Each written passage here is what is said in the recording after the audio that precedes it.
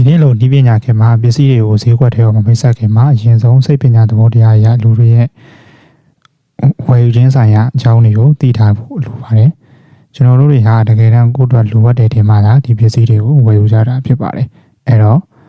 လိုအပ်ချက်နဲ့ဆုံးဖြတ်ချက်ကိုနားလည်ထားဖို့အရေးကြီးပါတယ်ဒီလိုမျိုးလူတွေရဲ့လိုအပ်ချက်နဲ့ကိုက်ညီအောင်လုပ်ခြင်းကိုကျွန်တော်တို့အတွက်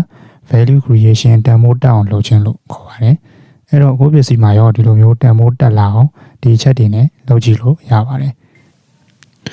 ပထမဆုံးတစ်ခုအနေနဲ့ပြောမယ်ဆိုရင်လူတွေကစုဆောင်းခြင်းနဲ့ဆန္ဒတွေရှိကြတယ်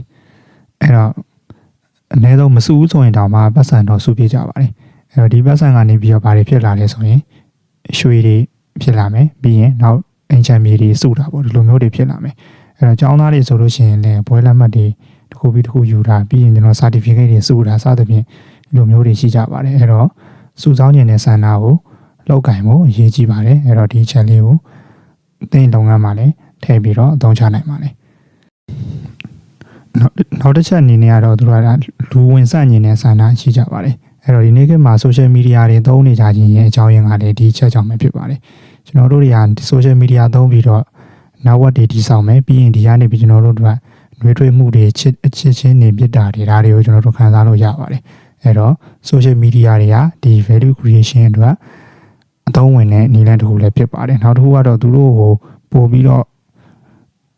လူဝင်ဆန့်လာစေမဲ့ပစ္စည်းတွေ product တွေဆိုလို့ရှိရင်ပို့ပြီးတော့ဝယ်ယူပြဖို့ကများပါတယ်ဒါကြောင့်မို့လို့ကိုယ့်ပစ္စည်းကိုယ့်ရဲ့ဝန်ဆောင်မှုက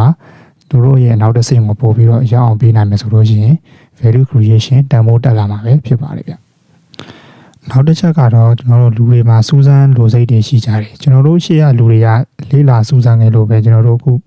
မသုံးဘူးတဲ့ဤပညာတွေသုံးလို့ရတယ်ကျွန်တော်တို့မသိသေးတာတွေသိရတယ်ပေါ့အဲ့တော့သင်တန်းကျောင်းတွေပညာရေးလုပ်ငန်းတွေနောက်စာအုပ်ဆိုင်တွေပေါ့နော်ဒီလိုဟာတွေကဒီကျွန်တော်တို့လူတွေရဲ့စူးစမ်းလေးလာသင်ယူခြင်းစိတ်ကိုအသုံးချပြီးတော့ဒီ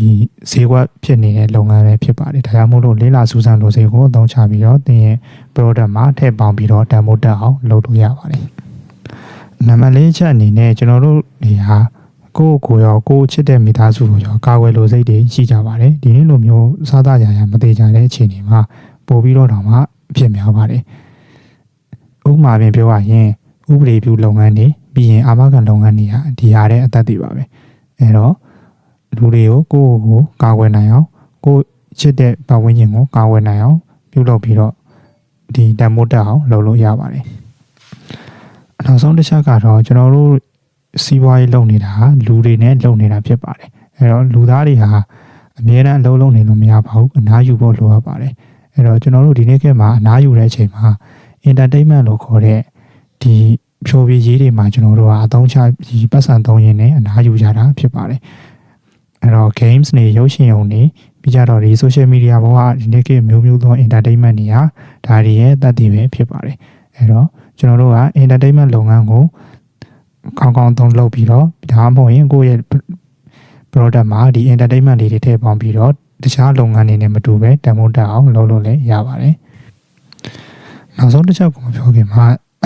ကျွန်တော်တို့ရဲ့ဗီဒီယိုတွေကအသင်စီးပွားရေးလုပ်ငန်းအတွက်အကျိုးရှိတယ်ဆိုလို့ရှိရင် channel လေးကို subscribe လုပ်ခဲ့ပြီးလို့ရပါတယ်အဲတော့နောက်ဆုံးအနေနဲ့ကျွန်တော်တို့ပြန်ပြီးတော့တို့ချုပ်ပေးရရင်သင်ပစ္စည်းမှာတခြားသူတွေနဲ့မတူပဲဈေးကွက်တန်ဖိုးတက်အောင်လို့ဒီချက်တွေနဲ့လုပ်လို့ရပါတယ်သင်ပစ္စည်းကရှားပါပြီးတော့စုဆောင်းခြင်းစရာကောင်းတဲ့ပစ္စည်းလားဒါမှမဟုတ်ရင်သင်ပစ္စည်းရောသုံးပြီးတော့ဒီလူတိုင်းဝိုင်းထဲမှာပို့ပြီးလူဝင်ဆောင်လုပ်ပေးနိုင်မှာလားနောက်တစ်ခုအနေနဲ့ကသင် product ကသူတို့သိကျင်နေတာကိုပြောပြပေးမှာလားအမျိုးမျိုးသောဒီ NDA တွေရန်နေချားနေပြီးတော့ကာကွယ်ပေးနိုင်မှာလားနောက်ဆုံးအချက်အနေနဲ့ကတော့သင်ရဲ့ပစ္စည်းကိုသုံးပြီးတော့စိတ်ပန်းပြေခြင်းမှုရမှာလားဒီချက်တွေကိုသုံးချပြီးတော့ကိုယ့်ရဲ့ပစ္စည်းဒါမှမဟုတ်ကိုယ့်ရဲ့ဝန်ဆောင်မှုကိုဒီထက်ပိုပြီးတန်ဖိုးတက်အောင်လုပ်လို့ရပါတယ်တန်ဖိုးတက်လာတဲ့အမျှဒီငွေကောင်းကောင်း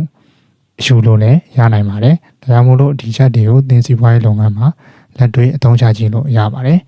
အားလုံးကိုကျေးဇူးတင်ပါတယ်ကျွန်တော်တို့နောက်ဗီဒီယိုတွေမှာပြန်လည်ဆုံတွေ့ပါမယ်